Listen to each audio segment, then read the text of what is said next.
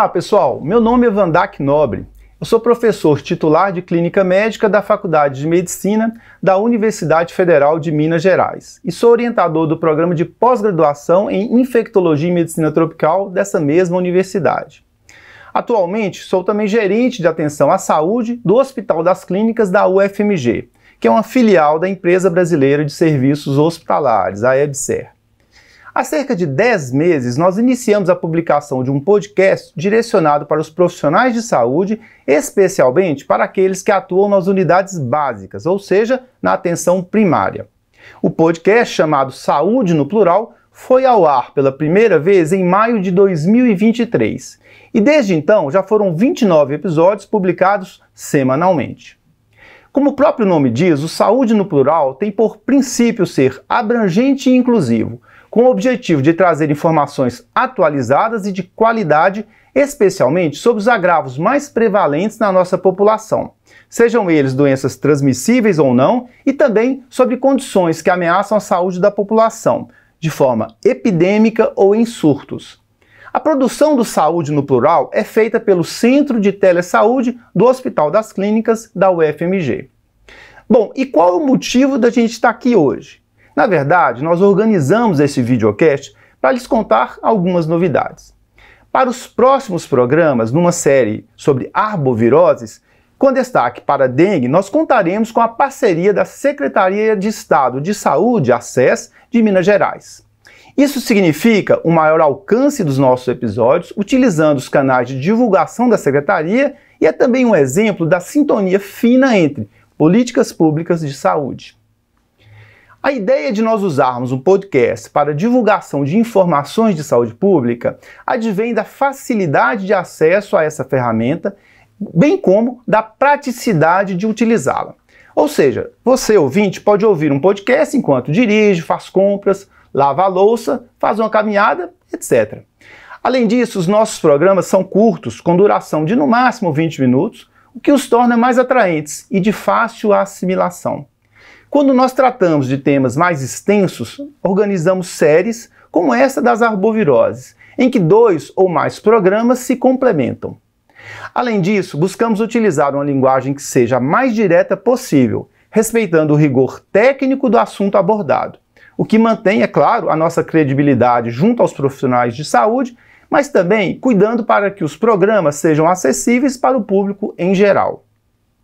Outra novidade é a reestruturação do podcast Saúde no Plural, com a incorporação de novos membros na nossa equipe, além da revisão e diversificação do formato dos nossos roteiros. Melhora também dos nossos equipamentos de gravação e lançamento em breve de uma página dedicada no Instagram. Tudo isso, pessoal, para garantir a entrega do melhor conteúdo com a melhor qualidade possível. Então, vamos falar do assunto de hoje? Bom, dengue, como não poderia de ser. Pessoal, infelizmente, nós estamos enfrentando aquele que provavelmente será o pior surto dessa doença, da dengue, já registrado no nosso país. Se 2023 foi um ano difícil em relação ao número de casos notificados, com um aumento substancial dos registros de dengue em relação ao ano anterior, 2004 promete. Nas 6 primeiras semanas epidemiológicas deste ano, já foram notificados mais de 550 mil casos, sendo 40% deles confirmados, com 75 óbitos pela doença e outras 340 mortes que estão em investigação. As semanas 4 e 5 foram as piores, com mais de 120 mil casos notificados em cada uma delas.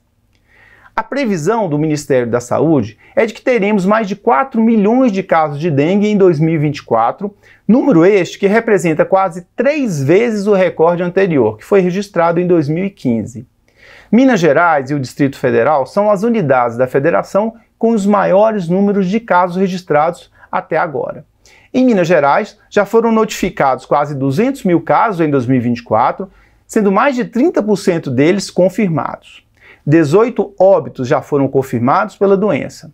A situação também é muito grave na região metropolitana de Belo Horizonte, sendo que o município, inclusive, decretou situação de emergência em saúde pública no dia 16 de fevereiro deste ano. Um outro aspecto preocupante da epidemia atual de dengue é o reaparecimento dos sorotipos dengue 3 e dengue 4, o que pode gerar casos mais graves, sobretudo em situações de reinfecção pela doença. Bom, e por que chegamos neste ponto? Olha, aquecimento global, ondas de calor intensas e frequentes, o fenômeno El Niño, excesso de chuvas em algumas regiões e, em grande parcela, o nosso descuido ao propiciarmos a proliferação do Aedes aegypti, mosquito transmissor da doença para o ser humano. Lembrando que este mosquito também é responsável pela transmissão de outras arboviroses relevantes para a população brasileira, com destaque para Zika e chikungunya, predominantemente urbanos, e também febre amarela, essa que ocorre mais em áreas rurais, áreas com matas.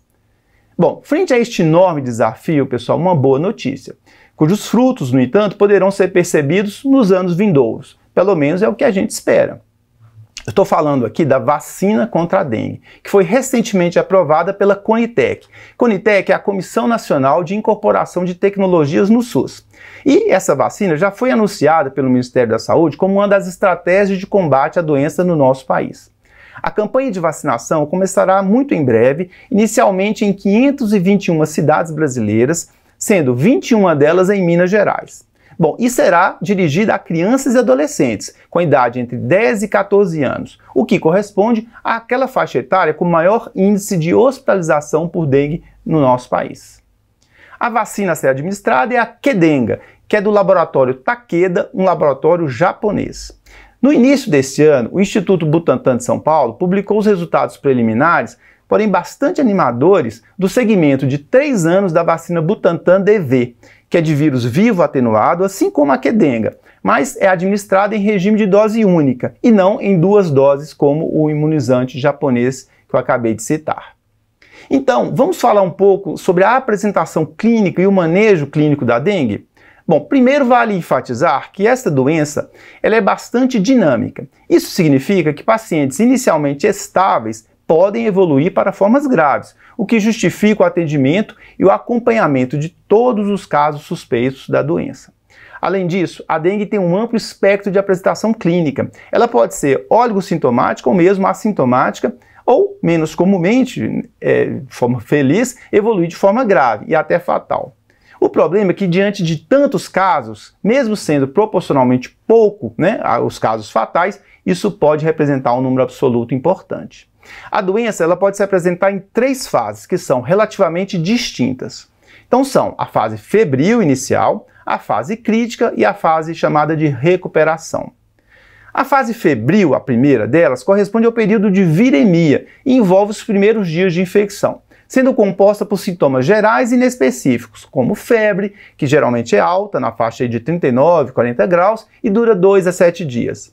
Além da febre, são comuns também mialgia, artralgia, cefaleia, muito comum dor retroorbitária, astenia, hiporexia, náuseas, vômitos e às vezes diarreia. Exantema maculopapular, por vezes pruriginoso, pode ocorrer em até 50% dos pacientes e acomete face, troncos, membros, palma das mãos e plantas dos pés. O exantema, em geral, ele surge com o desaparecimento da febre. Segundo o Ministério da Saúde, pessoal, considera-se um caso suspeito de dengue todo aquele ou aquela paciente com febre, que geralmente é alta, durante 2 a 7 dias, como eu falei, associada a pelo menos 2 das seguintes manifestações: náuseas, vômitos, exantema, mialgia, artralgia, cefaleia, dor retroorbital, petequias, prova do laço positiva e leucopenia. Aproveitando que a gente falou na prova do laço, ela tem sido menos recomendada como preditora da evolução para a forma grave de dengue, mas ainda ela é aplicável na avaliação dos casos suspeitos, especialmente naqueles do chamado grupo A, ou seja, aqueles pacientes com formas leves que não apresentam condição de base que imponham risco aumentado, nem sinais de alarme ou de gravidade. Bom, a prova é realizada insuflando-se o manguito de pressão no braço do paciente no valor correspondente à pressão arterial média, isso por 5 minutos. Ao final deste tempo, desenha-se um quadrado com lados de 2,5 centímetros no antebraço do paciente e conta-se o número de petequias que surgiram dentro desse quadrado. Considera-se positiva a prova quando surgem 20 ou mais petequias aí dentro desse espaço. A maior parte dos pacientes com dengue apresenta melhora progressiva ao término da fase chamada febril, essa primeira fase. Porém, alguns evoluem para a chamada fase crítica da doença, que surge após a defervescência, mais comumente por volta do quarto, quinto dia de sintomas. Mas como prever que um determinado paciente vai apresentar uma evolução ruim da doença? Bom, para isso, existem os chamados sinais de alarme, que devem ser amplamente conhecidos e estar sempre listados em todo local de atendimento de pacientes com suspeita de dengue. Isso é bem importante. Eu vou citar aqui para vocês. Esses sinais são dor abdominal intensa e contínua, referida pelos pacientes ou achada à palpação, vômitos persistentes, retenção de líquido em cavidades serosas, ou seja, ascite, derrame pleural, derrame pericárdico, hipotensão postural ou lipotímia, hepatomegalia maior que 2 centímetros abaixo do repouso costal direito, sangramento na mucosa ou de mucosas, aqui a gente está falando de epistaxe, gengivorragia e às vezes mais grave, hematêmese, sangramento uterino anormal, etc. Além também de letargia e ou irritabilidade, são todos sinais de alarme da doença.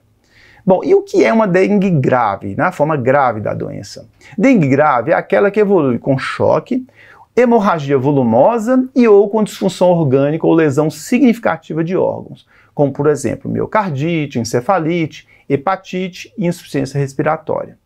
O principal mecanismo fisiopatogênico dessa forma grave da doença é a lesão endotelial, com aumento da permeabilidade capilar e extravasamento plasmático com hemoconcentração. E é por isso, por causa da hemoconcentração, que o aumento do hematócrito consiste em uma pista importantíssima de agravamento nesses pacientes. Em geral, considera-se o risco quando o hematócrito está acima de 38 na criança, 44% em mulheres adultas e acima de 50% em homens adultos. Ou quando houver um aumento de 10% do valor basal, caso nós o conheçamos. Alguns pontos importantes que vale a pena a gente mencionar.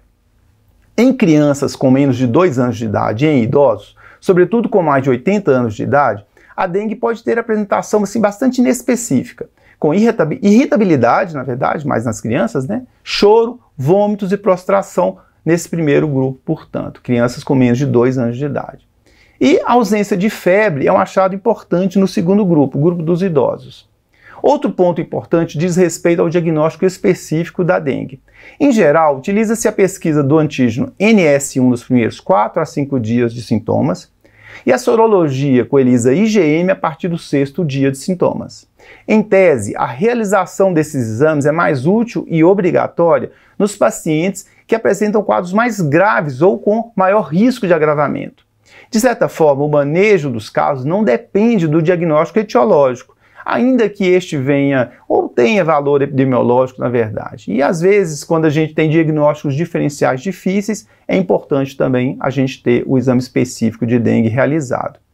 Verdade, então, que alguns pacientes vão precisar desse exame e tudo vai depender também da disponibilidade no centro onde a gente está fazendo o atendimento.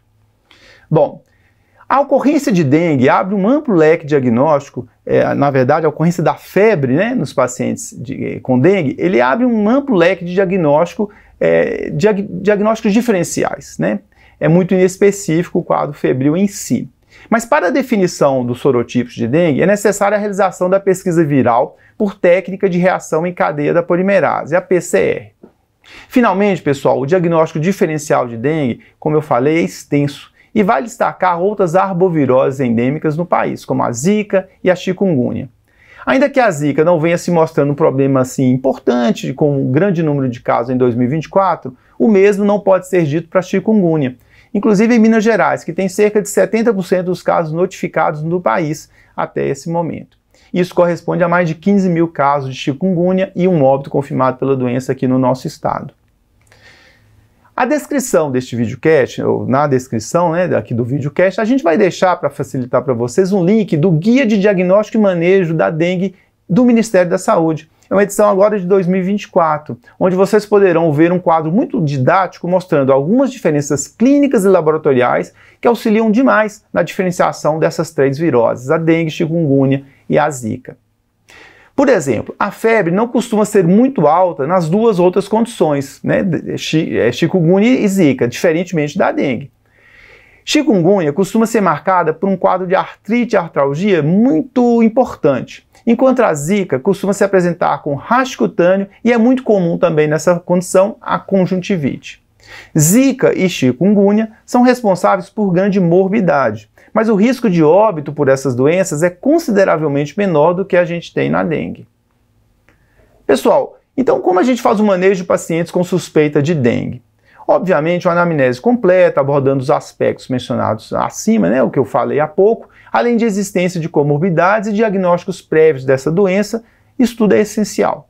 Mas também um exame físico apropriado com ênfase nos sinais de hipovolemia efetiva, disfunção hemodinâmica, disfunção respiratória e hemorragia, mesmo que incipiente hemorragia de pequena monta. Deve-se ter atenção especial com sinais de hipovolemia, como hipotensão, inclusive se for postural. Tempo de enchimento capilar prolongado, taquicardia, redução da amplitude de pulso, redução da diurese são todos achados importantes nesse contexto. Todos os pacientes devem ser submetidos à classificação de risco, que se assemelha muito àquela classificação de Manchester, usada em pronto atendimento.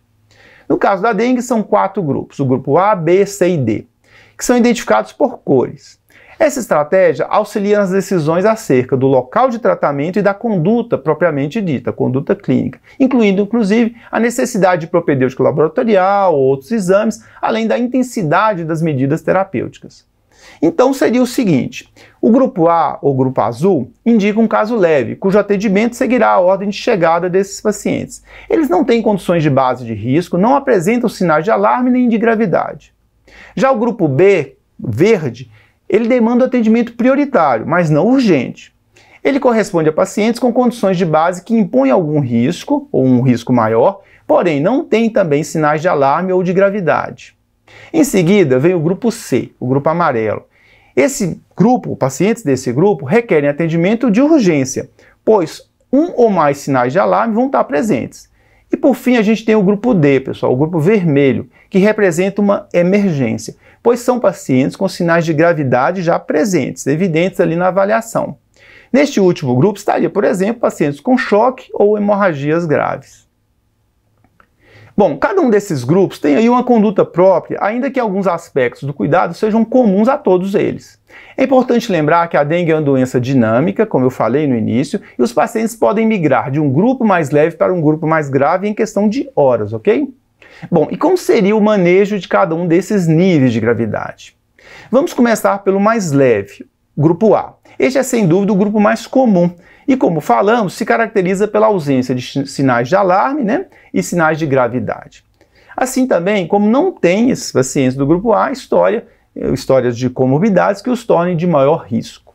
Pacientes classificados nesse grupo devem receber sintomáticos, evitando-se sempre, isso vale para todos os grupos, AS, anti-inflamatório não esteroide, os AINES e corticosteroides. E eles devem ser hidratados por via oral, então a hidratação é oral, no domicílio, com retorno no dia da melhora da febre, que dura até 7 dias, como a gente viu. Isso a fim de a gente certificar de uma boa evolução clínica após a defervescência. A gente viu que é nesse momento que pode acontecer mais comumente o agravamento.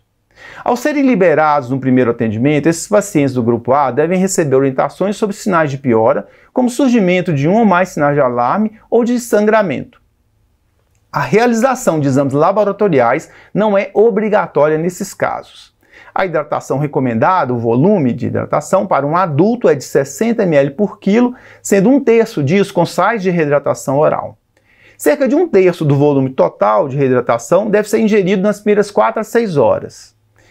Na descrição, a gente vai deixar uma tabela com as doses, os volumes para reposição volêmica dos pacientes com dengue dos grupos A, B, C e D, ok? Pacientes que são intolerantes ao volume ofertado por via oral, por exemplo, que estão vomitando muito, esses pacientes às vezes têm que ficar em observação e serem hidratados por via venosa, ok? Isso não é o mais comum, não. Bom, vamos então para o grupo B, que é o grupo verde, daqueles pacientes que se diferenciam do grupo A porque apresentam algum sangramento de pele, não de mucosa, que o caso é de pele, espontâneo ou induzido. Por exemplo, induzido pela prova do laço. A presença de comorbidades significativas ou de uma condição de base muito frágil também pode caracterizar pacientes desse grupo. Nos indivíduos do grupo B, nós devemos sempre realizar uma avaliação laboratorial mínima, incluindo obrigatoriamente um hemograma completo, com atenção especial para plaquetopenia e hemoconcentração. medida pelo valor do hematócrito, como a gente falou, né? Sintomáticos e hidratação, preferencialmente por via oral também, devem ser feitos à semelhança do que a gente descreveu há pouco para o grupo A. Se for detectada hemoconcentração ou surgimento de sinais de alarme, esses pacientes do grupo B devem ser conduzidos como do grupo C, conforme a gente vai ver na sequência. Se não houver hemoconcentração no hemograma e o paciente estiver em condições favoráveis, a gente pode liberar o domicílio com proposta de segmento clínico e laboratorial a cada 24 horas. Até 48 horas após o desaparecimento da febre, na verdade, esses pacientes vão ter que ser acompanhados.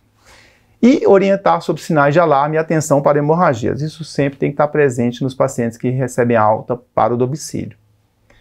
Bom, e os pacientes do grupo C, pessoal? Bem, esses são aqueles que apresentam um ou mais sinal de alarme. Vamos relembrar aqui quais são: dor abdominal intensa e contínua, vômitos persistentes, acúmulo de líquidos, ascite, derrame pleural, derrame pericárdico, né? Hipotensão postural e olohipotímia, hepatomegalia maior que 2 centímetros abaixo do reporto costal, sangramento de mucosa, letargia e ou irritabilidade, além de aumento progressivo do hematócrito, que pode ser também um sinal de alarme. A condução desses casos deve ser feita em regime intra-hospitalar ou em uma unidade de pronto atendimento até a estabilização do paciente. A permanência mínima desses pacientes tem que ser 48 horas. Nós devemos iniciar a hidratação venosa com cristalóides, geralmente a gente usa o soro fisiológico, 0,9%, na dose de 10 ml por quilo na primeira hora. E devemos repetir essa reposição na segunda e terceira horas, conforme a resposta clínica do paciente, baseado nas reavaliações de hora em hora de parâmetros hemodinâmicos e da diurese. Além também, pessoal, de reavaliação do hematócrito. Esse deve ser repetido no hemograma, a cada 2 horas.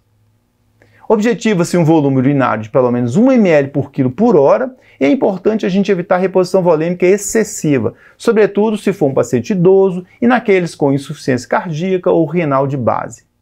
O surgimento de crepitações nas bases pulmonares ou de linhas B a ultrassom são indicativos, são indícios de sobrecarga volêmica, a gente tem que ficar atento com isso. Também deve ser solicitada uma revisão laboratorial contendo hemograma completo, aminotransferase, AST-ALT, geralmente íons, função renal, coagulograma e gasometria, que pode ser inclusive arterial, sobretudo se houver saturação periférica de O2 reduzida. Bom, recomenda-se ainda, pessoal, radiografia de tórax em 2 incidências e ultrassonografia abdominal em todos os pacientes deste grupo.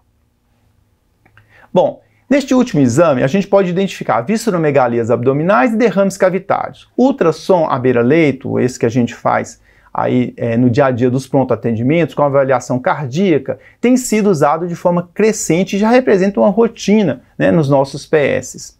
Havendo uma melhora clínica desses pacientes, a fase de expansão ou de ressuscitação volêmica é seguida de uma manutenção, com 25 ml por quilo em 6 horas, e 25 ml por quilo nas 8 horas seguintes. Então, 25 ml em 6 horas e mais 25 ml por quilo em 8 horas.